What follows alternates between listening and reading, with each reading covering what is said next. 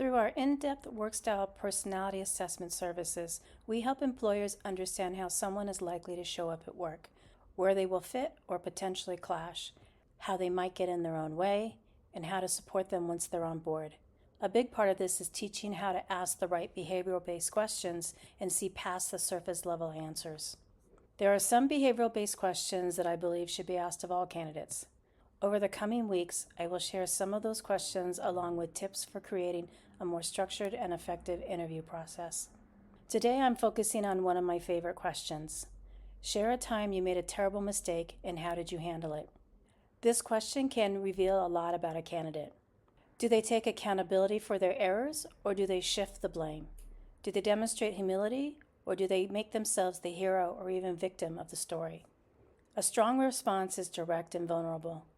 Ideally, the candidate will share a specific mistake they made, not one inherited from others or were a part of or even observed in the organization.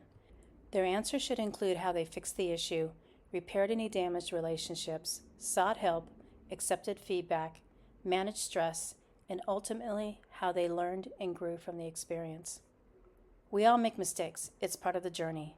What matters is whether someone turns their mistakes into learning opportunities with a growth mindset or deflects responsibility with a fixed mindset. Clients have shared some interesting responses they've received to this question.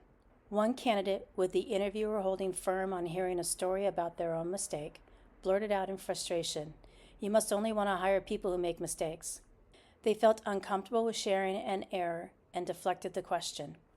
Another candidate in a group interview shared, "I never make mistakes.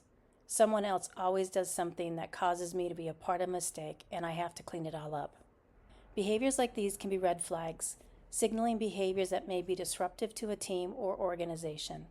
A candidate's ability or inability to acknowledge their own missteps can reveal how they will handle challenges, manage stress, collaborate with others, and contribute to a healthy work environment.